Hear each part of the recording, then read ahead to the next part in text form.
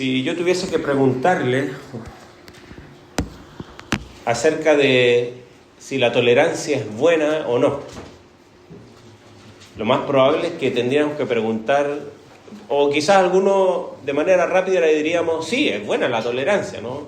La intolerancia la vemos que es algo negativo. Y recuerdo que un profesor hizo esta pregunta en una clase de apologética y lo primero que hizo de alguna manera fue darnos un ejemplo. Y él decía, bueno, yo entiendo que la clase hoy comienza tarde, después del día de trabajo de la mayoría, así que si alguno comienza a cabecear ahí en su asiento y comienza a dormirse, yo voy a ser bastante tolerante, no los voy a despertar, no les voy a avisar, no les voy a decir ninguna cosa, voy a ser tolerante con ustedes. O al menos yo voy a tolerar que por ahí a lo mejor alguno se pueda dormir. Así que en ese sentido la tolerancia era bastante buena. Ahora dijo, si alguien entra por la puerta o por la ventana y quiere hacerles daño, viene con una pistola o los quisiera, un ninja que los quisiera ahorcar, y yo en mi tolerancia les voy a decir, bueno, yo no los voy a despertar, no les voy a avisar, consideraríamos que esa tolerancia no está haciendo ningún bien. Entonces, aunque para la mayoría la tolerancia viene a ser una virtud, hay momentos donde esta tolerancia no funciona y no es ninguna ayuda. Y justamente Pablo, después de cerrar la primera parte de esta carta, donde él ha abordado gran parte de las razones por qué hay ciertas, no solo conductas, sino que actitudes dentro de la iglesia que están causando divisiones, pasa a abordar precisamente a uno de los problemas en los cuales se evidenciaba muchas de estas divisiones y que tenían que ver con precisamente una mala concepción de la tolerancia. Porque cuando una iglesia tolera algo que no debería tolerar, ¿no?, normalmente se suele justificar como amor, como gracia, como no tenemos que juzgar. Pero la verdad es que Pablo nos va a enseñar hoy que es necesario prestar atención y nos va a dar las razones. Va a establecer qué es lo que se está juzgando en particular para ellos allí, que nosotros quizás podríamos mirar y decir, qué bueno, este caso no se da en nuestra iglesia. Pero no es solamente el caso, sino que lo que hay detrás de esto. Y vamos quizás a meternos ahí en algunos temas que sí, porque le pasa a todo el mundo. Y la iglesia y nuestra familia no es la excepción. Pero va a dar las razones de por qué debemos ser bastante, o no debemos permitir tolerar este tipo de acciones, actitudes.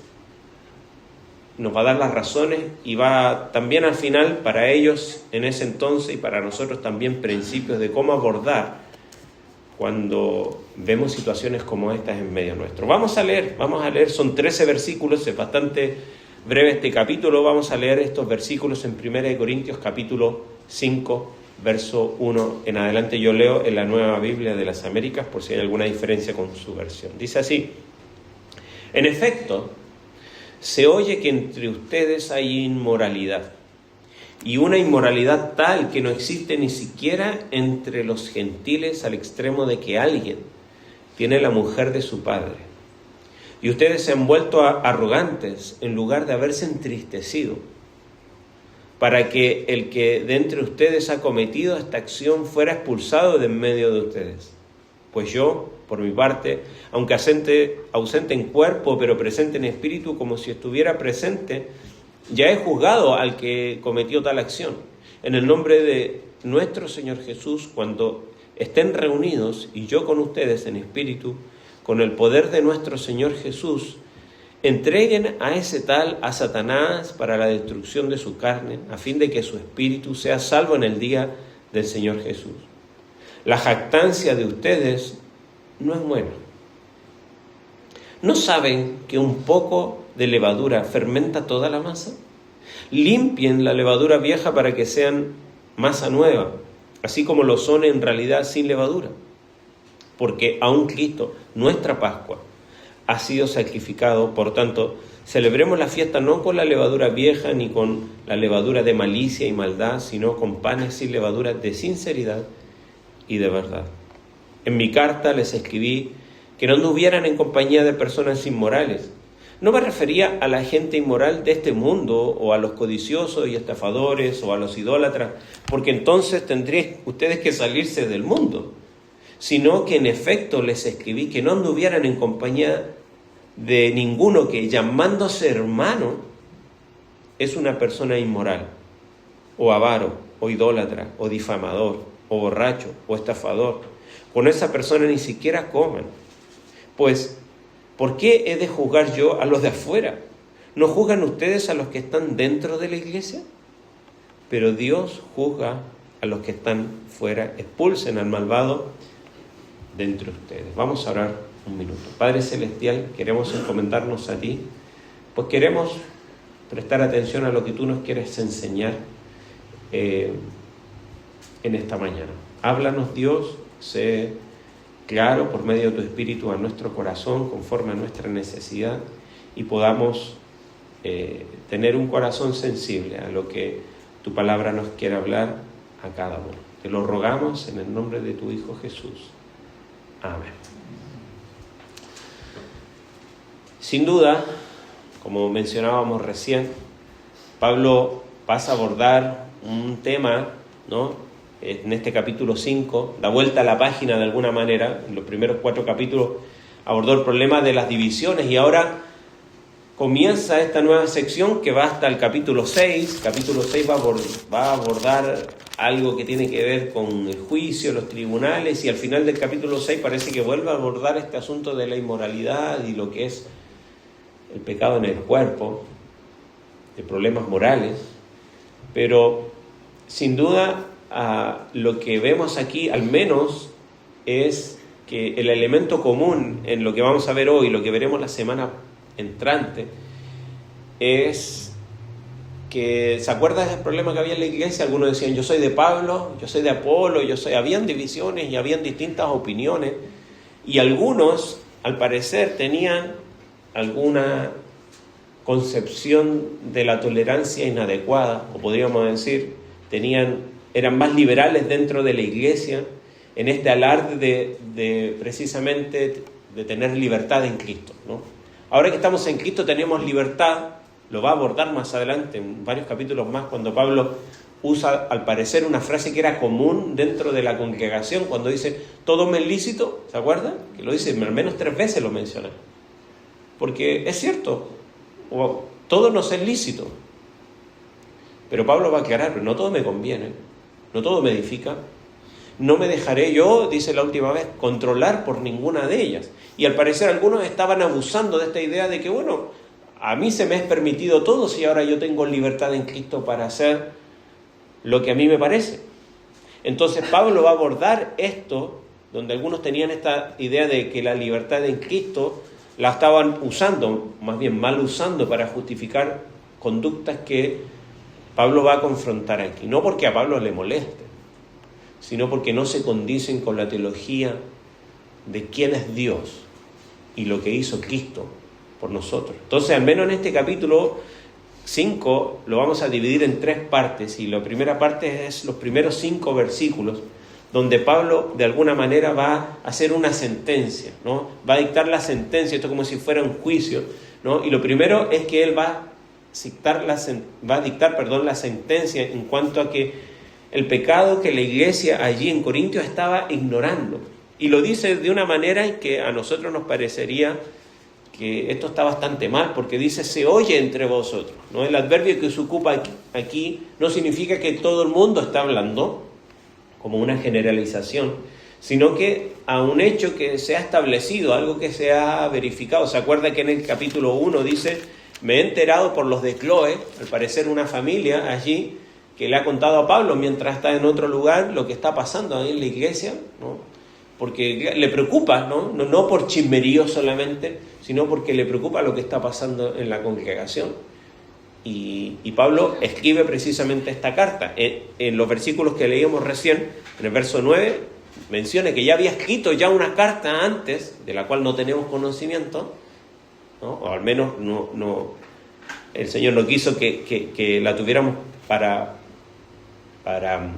revelación nuestra, pero Pablo le escribe una carta antes abordando muchos de estos temas que estaban pasando. Entonces, él le dice, se oye entre ustedes, ¿no? La noticia había llegado a Pablo, posiblemente, como dijimos, a través de estas personas. ¿Y qué es lo que se oye? Dice, se oye entre ustedes que hay inmoralidad.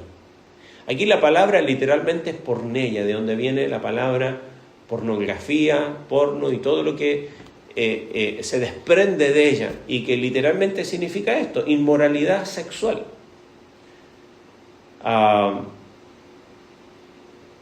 Pero lo va a explicar. Pablo dice, ¿no?, allí que oye que hay inmoralidad entre ustedes, pero dice que hay una inmoralidad tal que ni siquiera entre los gentiles, ¿no?, la practica.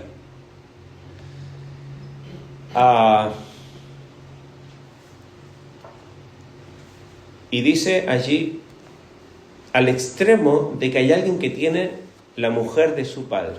Bueno, vamos a intentar explicar aquí qué es lo que quiere decir.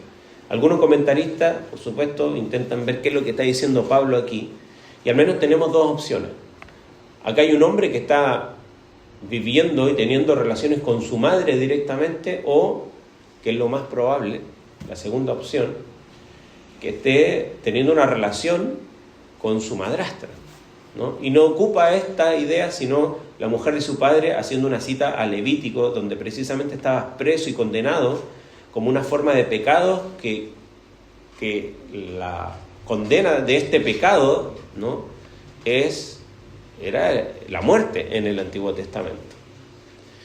Tenemos que entender un poquito cómo era la sociedad romana en este tiempo.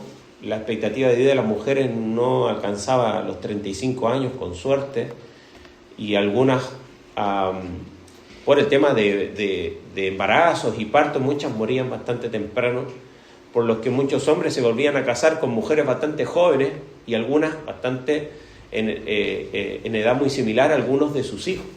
Por lo que cuando este padre se ausentaba o moría, muchas veces esta madrastra o esta esposa de su padre tenía a veces casi la misma edad que alguno de estos hijos.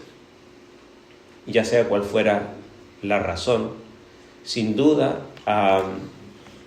era algo que Pablo está diciendo, esto ni siquiera entre los gentiles se ve. Yo empecé a investigar un poquito y bueno, en la Escritura tenemos casos parecidos como estos, que si nosotros lo queremos catalogar, esto es incesto, ¿no? ¿Se acuerdan las hijas de Lot, el sobrino de Abraham?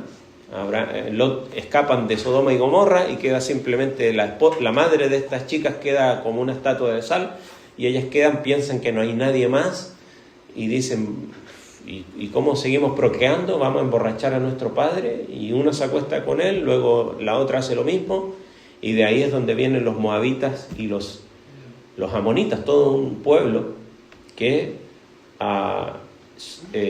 fueron siempre, trajeron problemas al pueblo de Israel. Ahora, dentro de la mitología griega tenemos este mito de Edipo y Yocasta, ¿se acuerdan? Si los que lo conocen, ¿no? Edipo mata a su padre, Layo, y se casa con su madre, Yocasta, y cuando descubre que la verdad, Yocasta se suicida, Edipo se arranca los ojos, ¿no? Esta mito griego. Cleopatra, empecé a investigar, Cleopatra precisamente se casó con dos de sus hermanos en distintos momentos. Tutankamón con Anaxunamun también, al parecer en Egipto era bastante común, y después hay una serie de reyes que sí practicaban esto. Y aunque en el Imperio Romano, como lo menciona acá Pablo, al parecer no era algo, o era algo repudiable dentro de los gentiles, también existía la práctica común. Para los que vieron la película Gladiador, aunque es ficción, es novela, ¿no? Pero ahí sale mencionado Cómodo, o al menos sale este personaje que fue uno de los emperadores, fue precisamente acusado de violar a sus hermanas. Nerón precisamente fue acusado de tener una relación incestuosa con su madre, Agripina la menor, al menos dentro de las cortes del Imperio Romano, era algo común. Y si venimos más acá, toda la dinastía de los Habsburgo, ¿no?, de Austria, había una práctica endogámica ahí dentro de esta familia, y que resultó en problemas hasta de salud hereditarios, ¿no?, en que se manifestaban estas. Esto no quiere decir que todos los que tenemos el mentón más prominente sea por esta razón, pero esto era evidente y se descubrió que era así. En fin, incluso hay un caso quizás más similar a este, un cineasta, Woody Allen, que se casó con una actriz, Mia Farrow. Ella tenía una hija adoptiva. Cuando ella muere, o al menos cuando se separan, este hombre pasa a tener una relación con esta hija, que obviamente en los años 90 fue algo que fue de conocimiento público. Y así podemos seguir comentando acerca de situaciones que los vemos en el mundo y que para algunos a veces es como, no es tan malo. Un montón lo hacen, pero lo cierto es que Pablo aquí, más que el hecho en sí, lo que está juzgando, lo más menos lo que va a juzgar es la actitud que tiene la iglesia. Porque Pablo le dice, el pecado concreto es este. Ya sea que aquí dice que hay un hombre que ha tomado a la mujer de su padre, y para catalogarlo nosotros, al menos ahora, le vamos a llamar incesto, porque ya vamos a ver que es donde yo al menos quiero hacer algunas aplicaciones. Pero lo que a él le preocupa es la reacción de la iglesia. Fíjese, verso 2 dice, ustedes se han vuelto arrogantes. O sea, decimos, mira la libertad que tenemos acá en nuestra iglesia. En vez de haberse entristecido, en vez de haber tenido luto por el pecado, o sea, lo que más escandaliza a Pablo no es el pecado en sí, aunque eso le escandaliza, es la respuesta de la iglesia. Él está diciendo a ellos que están inflados, están envanecidos, ¿no? Están tan ocupados en engrandecerse a ellos mismos, ¿no?, en decir de quién son parte o con quién se agrupan, que se han vuelto ciegos al pecado dentro de su comunidad. La iglesia había desarrollado una actitud arrogante, ¿no? Y esto, por su supuesta tolerancia, al parecer, entre ellos, mirá qué buenos que somos. En lugar de envanecerse, Pablo les dice que debían sentir dolor, entristecerse, dolerse, tener luto por esto, ¿no? Y esto me hace pensar a Nehemías. ¿Alguna vez leyó el libro de Nehemías? Nehemías, al parecer, nace en Babilonia, ¿no? ¿Se acuerda? El pueblo de Israel fue llevado a Babilonia y están allá. Ahora, después de Babilonia, Persia.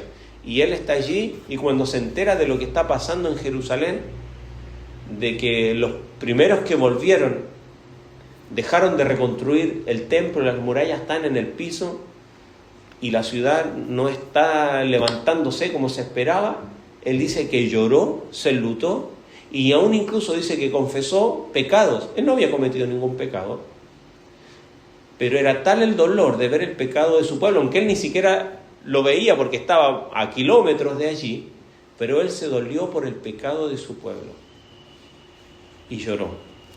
Y esa debe ser la actitud, hermano, no como un ejercicio de moralismo, sino como un acto de confesión ante Dios, porque el pecado siempre trae consecuencias, siempre trae consecuencias. Pablo va a terminar esta primera porción, estos primeros 5 versículos, mostrando de alguna manera la autoridad de él. Él dice, yo estoy ausente, pero en espíritu estoy presente, y yo ya he juzgado esto, y él ya da sentencia, no dice, cuando yo llegue arreglamos el asunto, ¿no? Él dice, esto ya está juzgado, ¿no?, mostrando que la disciplina ya debe ser establecida, no como una iniciativa de Pablo, sino que precisamente dice, verso 4, en el nombre del Señor Jesús, cuando estén reunidos, o sea, no de parte de los líderes solamente, sino que de la congregación, de la asamblea, cuando estén reunidos, ¿no? Porque la disciplina es la intervención de la iglesia, ¿no?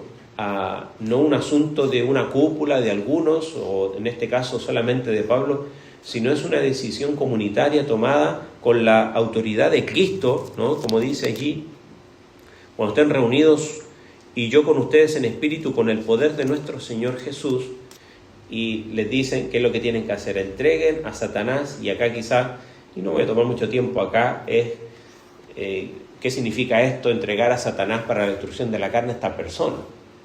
Y obviamente al menos hay dos interpretaciones, ¿no? Uno, a la muerte física de este incestuoso, de alguna manera Satanás como instrumento de juicio divino radical. ¿Se acuerda capítulo 5 de Hechos? Los que estuvimos estudiando, ¿qué pasó? Capítulo 5 de Hechos, Ananías y Zafira mienten al Espíritu Santo, ¿y qué pasó con ellos? Los sacaron con las patitas por delante, como dicen, ¿no? Desde el lugar, ¿no? O sea, murieron fulminantemente porque mintieron al Espíritu Santo. Gracias a Dios esto no sigue sucediendo, si no todos tendríamos que salir de la misma manera de aquí, ¿no? Pero quizás algunos piensan que podría ser esto en el mismo Pablo en 1 Corintios capítulo 11, cuando aborda el asunto de la cena, cuando están a ellos el desorden en la cena del Señor. Les dice que algunos, debido a estas cosas, algunos están enfermos, otros están débiles y otros ya duermen, como eufemismo de que ya partieron con el Señor de acuerdo a la disciplina del Señor en ellos. Y esa es una posición. Y la otra es la excomunión, o sea, separar al pecador de la protección y la comunión que provee la iglesia, dejándolo en el terreno donde Satanás opera con el fin de, siempre con el fin, la disciplina nunca es ni debe ser con el propósito de castigo, pues eso lo hace el Señor. Siempre la disciplina del Señor, ya sea para este tipo de acción o cualquiera, la disciplina del Señor siempre tiene el propósito. Y cuando estudiemos más adelante 2 Corintios, algunos piensan cuando él está hablando de ese pecador arrepentido que aparece ahí en capítulo 2 de 2 Corintios, que probablemente quizás sea esta persona, no lo sabemos. Lo cierto es que cada vez que el Señor disciplina, y la iglesia también lo hace, es con el propósito de restaurar al caído para que se arrepienta y vuelva al Señor. Por supuesto, tiene que haber ese arrepentimiento de parte del que ha cometido esta falta, ¿no? Lo que sí es cierto es que la disciplina tiene una dirección doble. La destrucción de la carne como orientación hacia el pecado, o sea, la carne es la que nos lleva a pecar y eso tiene que ser destruido, porque si no, por eso Pablo dice, haced morir la carne en vosotros, haced morir lo terrenal en vosotros. ¿Por qué? Porque sigue estando más vivo de lo que queremos reconocer y que es lo que nos lleva a pecar. Por eso dice, no deis lugar a la carne, no satisfagáis los deseos de la carne. No estamos hablando del asado, por favor, estamos hablando de nuestros deseos más pecaminosos, ¿no? Los deseos de nuestro corazón, esas cosas que no queremos controlar. No es que no podamos. Si eres un hijo o una hija de Dios, puedes hacerlo porque tienes al Espíritu Santo dentro de ti.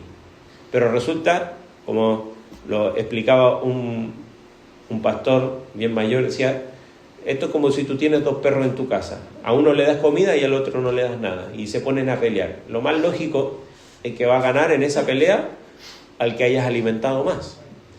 Y la carne es similar. Si tú la estás alimentando todo el tiempo en la lucha espiritual, porque una se contrapone con la otra, contra lo espiritual, y va a ganar la carne, el pecado. Por eso hay que hacer morir esto en nosotros, pero también el objetivo nunca es destruir, en este caso, la disciplina de la persona, sino rescatarla. No tengo mucho tiempo, pero quiero al menos hacer el punto. Porque pensamos en lo siguiente, antes de pasar al segundo punto de cuáles son las razones de por qué Pablo va a juzgar esto en la iglesia. Quizás miramos entre nosotros o ponemos este caso y decimos, bueno, que alguien esté con la mujer de su padre no es algo que nosotros vemos en medio nuestro, incluso es algo poco común aún incluso en nuestra sociedad. Lo que sí es cierto es que la intimidad sexual es afectada precisamente en casos incestuosos, la mayoría de las veces, porque incesto viene de una relación sexual. Ya tenemos el marco que es el matrimonio, fuera del marco del matrimonio, pero especialmente cuando esto sucede dentro de la familia, ¿no? Y buscando información, buscando datos, no me voy a tirar mucho, pero al menos los datos en Uruguay dicen que el 76% de los jóvenes que reportaron abuso identificó al menos a una persona adulta de su entorno cercano. Entre las mujeres ese porcentaje se va a 84. El 45% mencionó a familiares, el 24% a parejas, novios. Lo que muestran los datos es que el incesto sigue existiendo en medio nuestro y se llama abuso sexual, ya sea de infantiles, de menores, que es lo más recurrente, aún incluso a veces hasta dentro del matrimonio hay abuso. Y eso sigue sucediendo en el mundo, por lo tanto también dentro de la iglesia. ¿Sabe por qué? Porque la iglesia vivimos en este mundo. No lo traje yo aquí. Yo tengo un libro que se llama Redimiendo el Poder, de una mujer, Diane Lambert. Es psiquiatra y psicóloga, y por muchos años en Estados Unidos, obviamente una cultura distinta a nosotros, pero somos humanos igual, y por muchos años trabajó con niños abusados. Y ella se empezó a dar cuenta de un patrón, y que la llevó a investigar. Que los abusos, en su gran porcentaje suceden en los núcleos familiares. Suceden en los lugares donde supuestamente debería haber más protección, donde hay más confianza, ¿no? Y donde, ¿no?, a veces tenemos la idea, van a ir caminando por la calle y va a aparecer un hombre, ¿no? El abuso sucede donde hay mayor confianza, donde uno está más vulnerable, en una relación de noviazgo, en un primo, en un sobrino. Allí es donde suceden estas cosas. Incesto como lo que Pablo está hablando aquí, aunque acá el caso es otro, pero tenemos que traerlo a la realidad nuestra. Y esto es lo que está pasando en el mundo. Y esto es lo que pasa. Y esto es tan dañino porque afecta no solamente a la intimidad, esto afecta a la mente, afecta al corazón, afecta a su identidad, afecta en su relación con Dios. Y uno diría, ¿cómo va a afectar su relación con Dios? Sí, ¿sabes por qué? Esta mujer decía que, al menos en Estados Unidos, y donde un gran porcentaje se congrega en iglesia, había un alto porcentaje de abuso precisamente en instituciones como iglesias, campamentos, Boy Scout, donde precisamente son los lugares donde debería ser de protección al final, no siempre institucionalizado, pero sí muchas veces donde la institución no provee ni del cuidado, y cuando se entera lo mete debajo de la alfombra. Por eso no quería dejar de mencionarlo, porque ya sea que tú tengas muchos años y quizás precisamente viviste esto o lo viste y te afectó y quizás nadie hizo nada, déjame decirte que la Biblia sí lo condena.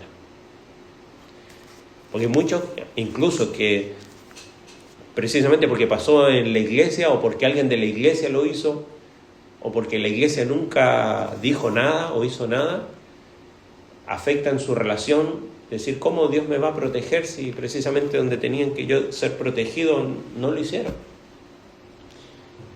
Y déjame decirte que la Biblia habla de esto y lo condena. Y por supuesto, y tendríamos otra clase para esto, pero sin duda hay esperanza, hay sanidad, hay recuperación. No es fácil,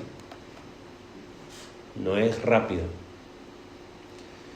pero es posible para aquellos que siguen dañados, siguen permitiendo que que el pecado de otros sigue afectando y a veces se sienten hasta culpables y con dolor por lo que hizo otro. Obviamente vienen las explicaciones de cómo eso afecta a tu propia intimidad, en tu familia. Niños que fueron abusados y después tienen problemas en sus matrimonios, en su relación con sus hijos. ¿Por qué? Por algo que pasó a veces hasta que ya lo han olvidado o han querido olvidarlo. Lo que sí es cierto es que la Escritura lo condena. Y no podemos dejar de mencionarlo y hacer el punto. Cuidado. Porque esto no sucede afuera. Esto sucede precisamente en los lugares de mayor confianza. En las relaciones más cercanas.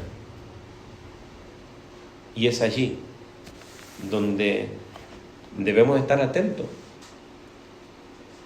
De sentar a límites, de establecer límites a nuestros hijos, nosotros como padres.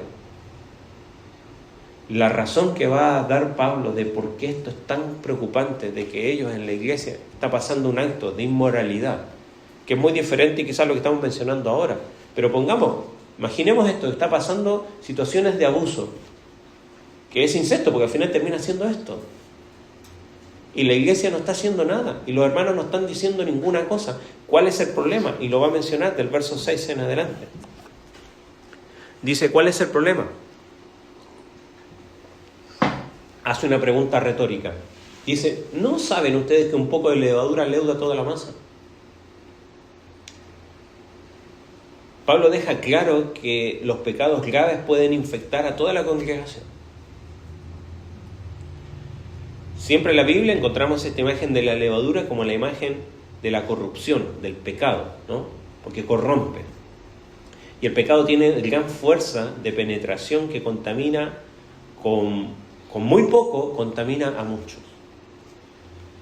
Y la jactancia que tenían los corintios era incomprensible. Ellos estaban orgullosos de un cuerpo que tenía una enfermedad contagiosa, o al menos, vamos a decir, gangrena, se estaban afectando sus miembros y tenían que ser cortados, y ellos se están sintiendo orgullosos de esto.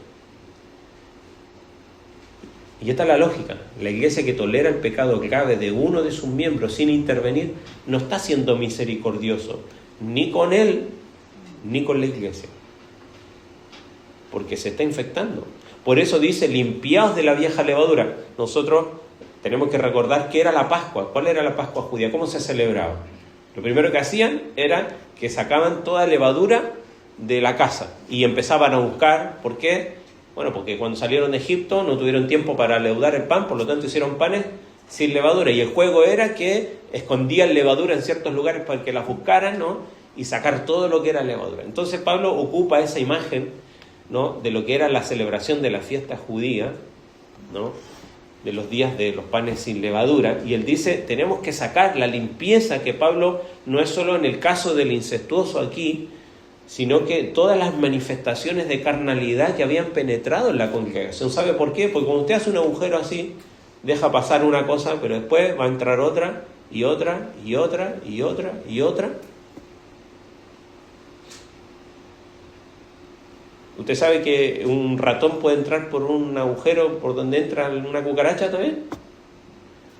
Pues tiene los huesos flexibles. Y uno dice, ¿cómo entra un ratón por ahí? Y sí, entra. Sí. Pero ahí ni un mosquito le cuesta entrar así, pero cuando deja ese agujero empieza a entrar una y otra cosa y otra cosa. Por eso es que Pablo dice, tengan cuidado. Tengan cuidado. La razón es porque esto va a empezar a contagiar y se va a afectar toda la congregación. Y en verso 7 al final dice, el argumento teológico central de Pablo es que Cristo es el Cordero Pascual. Él ya fue inmolado una vez para siempre, como dice Hebreo, a diferencia del Cordero de la fiesta judía que se tenía que hacer todos los años. El sacrificio de Jesús fue definitivo. Lo que está queriendo decir Pablo aquí es que la expiación de Jesús no pretendía hacernos libres para que pecáramos, sino al contrario, liberarnos del pecado, porque ahora en Cristo es posible vencer el pecado. Y Pablo llama a ellos a convertirse en lo que son y actuar de acuerdo a su identidad, ¿no? que ha sido dada por Dios en Cristo. Como le dice ahí, porque aún Cristo, nuestra Pascua, ha sido sacrificado, por tanto celebremos la fiesta no con la levadura vieja, ni con la levadura de malicia y maldad, sino con panes sin levadura de sinceridad y verdad. El creyente vive de alguna manera una Pascua perpetua, ¿no? La celebración continua del sacrificio de Cristo. Por eso celebramos la mesa una vez al mes, para no olvidar esto, no porque tenemos que volver a sacrificar a Cristo, sino porque ya su sacrificio fue suficiente para nosotros poder vencer al pecado. Ahora aquí dice, la fiesta no puede celebrarse con malicia y maldad, sino con panes sin levadura de sinceridad y verdad. Y un comentarista, Bloomberg, decía esto: la sinceridad y la verdad no son de igual valor. Si tuviéramos que quedarnos solo con una de estas cualidades, hemos de optar entonces por la verdad. La hipocresía deteriora la credibilidad del Evangelio, de ahí la necesidad de sinceridad, pero la sinceridad sola no salva ni si se deposita en algo falso, de ahí la necesidad de la verdad. Y la verdad es que Dios condena el pecado, todos los pecados, y pecados como este, que afectan no solamente al que lo hace, sino que siempre hay una víctima, y afecta a la víctima más que al que lo está cometiendo. Y va a hacer una aclaración al final Pablo, del verso 9 en adelante, porque en su carta anterior parece que ya le había dicho algunas de estas instrucciones y ellos las habían malentendido. Pablo menciona una carta anterior, la que no tenemos, donde les ha dicho que no se junten con, precisamente, fornicarios y toda una lista de características de personas. Y cuando Pablo les dice esto, les dijo que no se relacionaran con personas notoriamente inmorales, pero se refería a cristianos profesantes, no a reconocidos incrédulos. Por eso es que le dice, si no, tendrían que irse de este mundo, porque ¿a dónde vamos o con quién nos vamos a relacionar si no nos relacionamos con ninguna de estas personas? ¿Por qué? Y Pablo hace la distinción, que los creyentes deben relacionarse con el mundo porque están en el mundo, y precisamente allí es donde somos llamados a ser sal y luz en este mundo. Tristemente mucho, tal como los corintios mal interpretado a las escrituras, queriendo vivir en una burbuja, alejado del mundo, de la gente inmoral, porque es más fácil apuntar, pero la verdad es que, ¿no? Como es el ejercicio, ¿no? Apuntamos con un dedo, pero hay tres que nos están diciendo, ¿y tú? ¿Y tú no eres inmoral?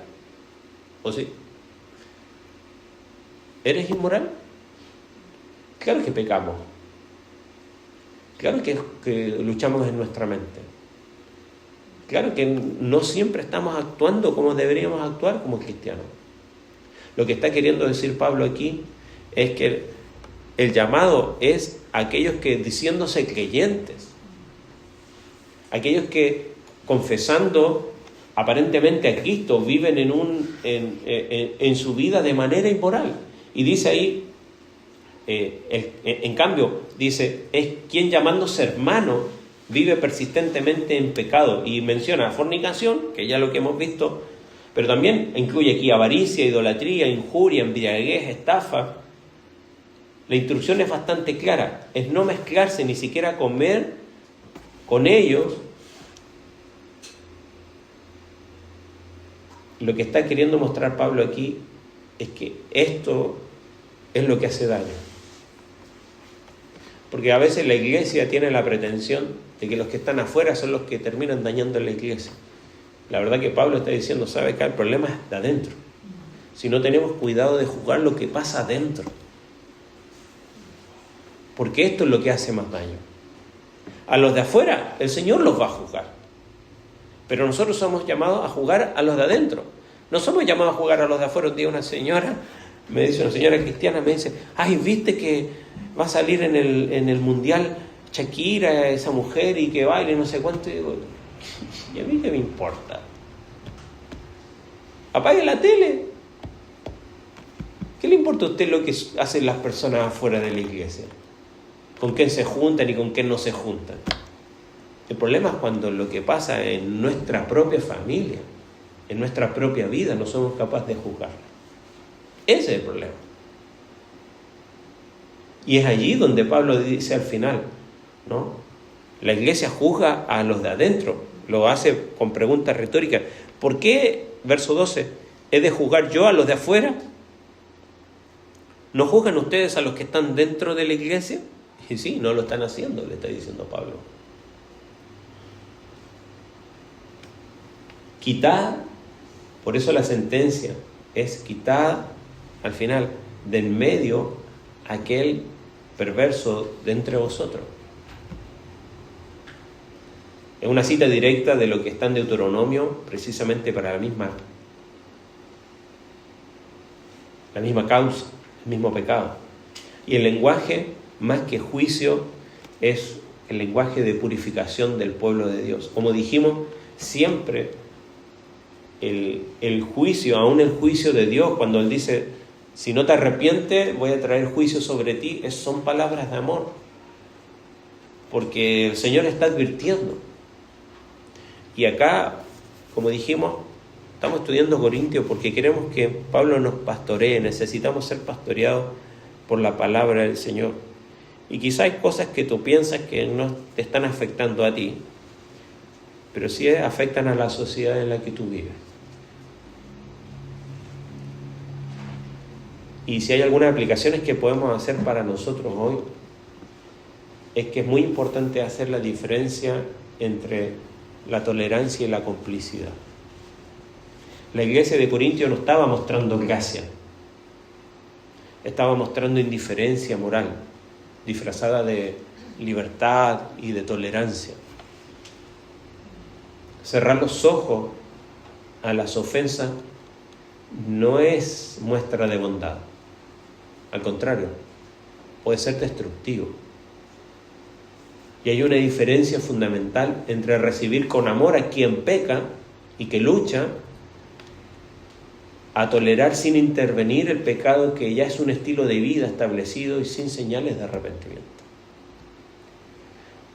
Por eso Pablo dice, ustedes en vez de sentirse orgullosos, verso 2, o sea, ustedes se han vuelto arrogantes en lugar de haberse entristecido. Te hago una pregunta. ¿Te entristece el pecado que ves a tu alrededor? ¿Te duele? ¿Te duele tu propio pecado? Aún a veces el pasado que ya está allí, que ya ha sido perdonado. A veces es tanta nuestra arrogancia de los pecados, incluso de los que hemos cometido. Un día me dio tristeza precisamente escuchar a una mujer decir, yo le fui infiel a mi esposo, sin ningún dolor entre medio. Era una realidad, había pasado, y qué bueno que se pudieron perdonar entre ellos y restablecer su relación. Pero cuando tú mencionas un pecado casi con orgullo, con la arrogancia de decir, esto yo lo hice. Cuidado, quizá es un agujero que está dejando pasar otras cosas. Otra cosa que podemos aprender es acerca de la disciplina. No nos gusta la disciplina, pero siempre la disciplina tiene como objeto la restauración. Gálatas capítulo 6 nos dice, vosotros que sois espirituales, si alguno sorprendido en alguna falta, Gálatas capítulo 6, versos 1 y 2. Si alguno sorprendido en alguna falta, ustedes que son espirituales, restaurarlo con espíritu de mansedumbre. La disciplina siempre tiene como objetivo restaurar al caído, en vez de convertirse simplemente en un castigo. La disciplina bíblica nunca es venganza, nunca es humillación pública, nunca es una demostración de poder para decir a uno, te tienes que ir, sino que es un acto serio de amor de la comunidad en ejercer a alguien, primero, que se está destruyendo a sí mismo y que está afectando a otros en medio. Por eso la disciplina de la Iglesia siempre pretende ser reparadora y no solamente un principio punitivo de ejercer una pena a otro, sino poder rescatar de las garras del infierno a alguien que se está dañando a él y a otro. Por supuesto, para que esto sea posible tiene que haber arrepentimiento de por medio, genuino, real. Y esto nos enseña también la importancia de lo problemático que es un poquito de levadura en mi vida. Acá en la iglesia, pero yo te pregunto, ¿cuál es la levadura que tú dejas por ahí encima de tu mesa, en tu propia vida? Aquellas pequeñas cosas, aquella pequeña permisividad frente al pecado en tu vida. No hay neutralidad con el pecado, siempre va a hacer daño, siempre tiene efectos en tu vida y si eres parte de la congregación, en la congregación.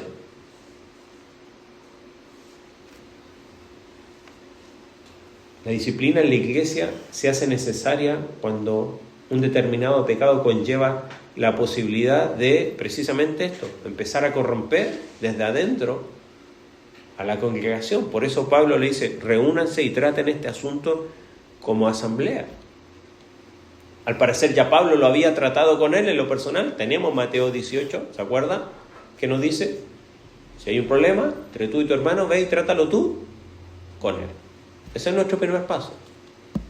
Siempre tiene que ser ahí. Y si ahí te lo ganaste, y si ahí hay acciones, adelante. Ya está. Pero si no, se ve con 2 o 3 testigos para que cuente lo que está pasando. Y si ahí no, bueno, tráelo a la iglesia. ¿Por qué? Porque el principio es este. Un poquito va a afectar. Un poco va a afectar. Ahora, en lo último, perdón, la iglesia tristemente muchas veces hemos confundido el llamado de estar jugando más al mundo que jugar lo que pasa dentro nuestro. Quizá como familia. Somos más rápidos para jugar a otras familias, lo que hacen otras personas, lo que hacen incluso los incrédulos, en vez de jugar lo que está pasando en nuestro propio hogar. Por eso Pablo es bastante claro con ellos, de la responsabilidad que tienen de su propia comunidad, ¿no? De juzgar precisamente lo que está pasando allí y que te está afectando a ti. Por lo tanto, este es el ejercicio que tienes que hacer. No empezar a mirar para ningún lado y decir después, Felipe, ¿viste? Por eso es que pasa que fulano o fulana. No, juzga tu corazón, tu vida. ¿Cuáles son los pecados que tienes que desarraigar en tu vida, en tu corazón, que te están causando daño a ti, a tu esposa, a tus hijos, a tus hijas, a tu familia, y que en algún momento va a empezar a desligarse y a afectar al resto de la congregación? ¿Qué es lo que tienes que juzgar en tu corazón, en tu mente? Ahora, todo esto es posible, hermano, porque tenemos un Cordero Pascual. Todo esto es posible por Él, para Él y por medio de Él, porque sobre Cristo, como nuestro Cordero que ya fue sacrificado, es el fundamento de toda esta exhortación. Esto no es moralismo. Esto no es una moralina para decir, ay, ¿qué van a pensar de nosotros? No. Esto no es simplemente a hacer un juicio como lo hace precisamente el mundo, porque el mundo también juzga estas cosas. Sino pensando en que Cristo ya fue sacrificado, y esto, hermano, no nos libera para pecar, como mal entendieron muchos, precisamente los romanos a los que Pablo le escribe su carta, se los aclara, ¿no? ¿Pecaremos ahora para que la gracia abunde? Dice, de ninguna manera. Al contrario, ahora que Cristo ya ha muerto por nosotros, nos libera del pecado. ¿Sabe? Hay personas que creen que son libres por sus ideas y sus pensamientos y están sumamente esclavos de sus pecados. Y hay muchos cristianos que tristemente, teniendo la libertad en Cristo, siguen esclavizados aún a sus pecados. No porque no puedan, sino porque no han descansado completamente en Cristo, comprendiendo que ahora, aunque seguimos pecando, podemos vencer el pecado. El Señor nos da la fuerza y el poder para vencer al pecado, algo que antes sin Cristo no teníamos. Éramos esclavos de nosotros mismos, pero ahora ya no hay cómo justificarse.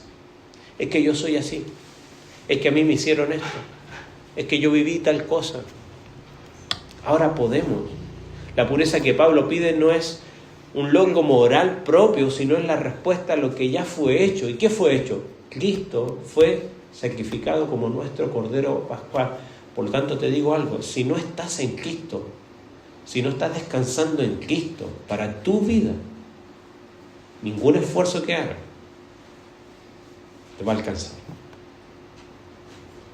Porque aunque logras generar algo en tu vida, ni perdura, ni te ayuda para tu propia vida. Es simplemente la moralina que predica incluso mucha gente de este mundo.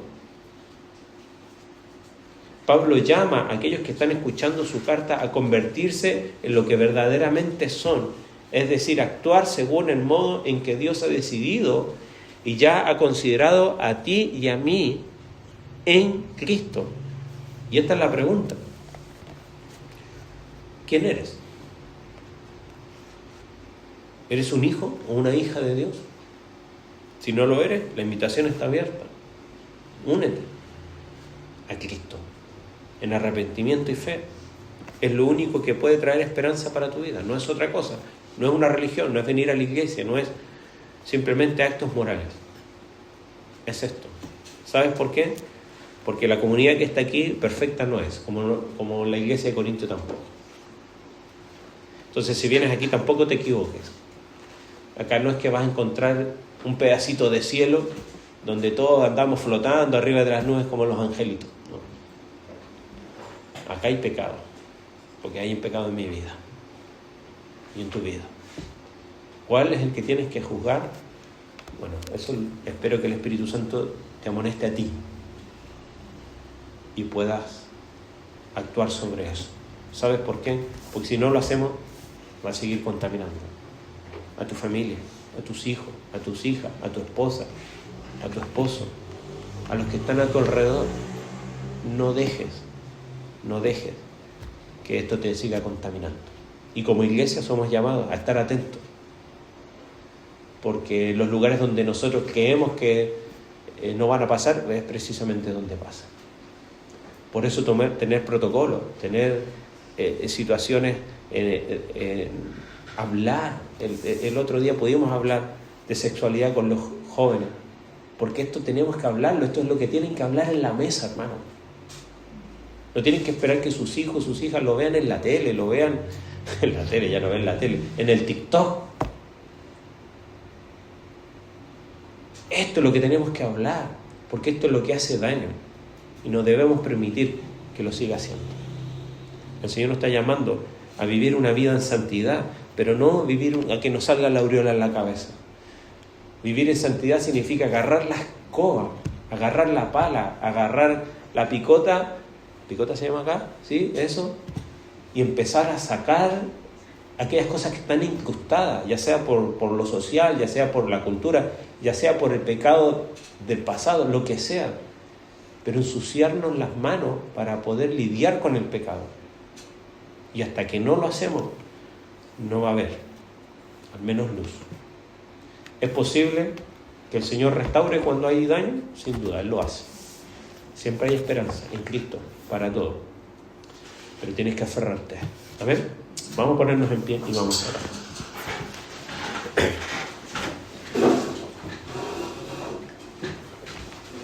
Padre Celestial, gracias por tu palabra. Gracias porque nos ayuda a pensar y examinar nuestro propio corazón.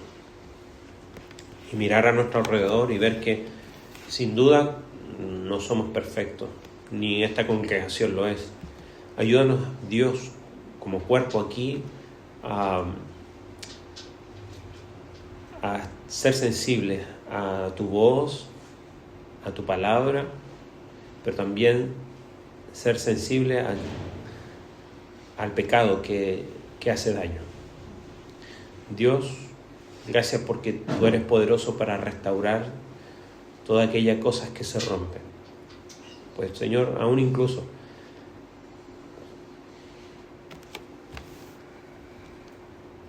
tú, Señor, no desprecias lo que se ha roto, si viene en arrepentimiento. Y tú haces todas las cosas nuevas. Pero Dios, ayúdanos a entender la problemática del pecado y poder examinar nuestro propio corazón y desarraigar y buscar cualquier levadura de pecado que está afectando en nuestra vida, para que, Señor, podamos vivir vidas libres, realmente libres, y de esa manera no solamente ser tan agradable a ti, sino que poder ser un testimonio a otro de una verdadera esperanza, de una verdadera fe, de una vida realmente abundante. Guárdanos al volver al hogar, cuídanos, Señor, que podamos seguir meditando en tu palabra en este día. Te lo rogamos en el nombre de tu Hijo Jesús. Amén. Amén. Amén. Señor le bendiga, no se vayan sin saludar